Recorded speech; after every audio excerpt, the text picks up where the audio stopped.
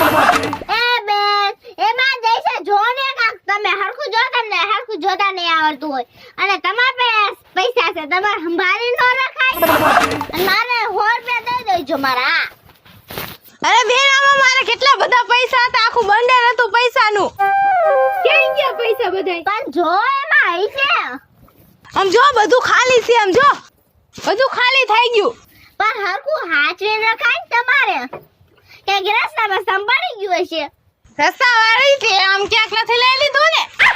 એટલે જોઈ લે હું છે અમાર પાસે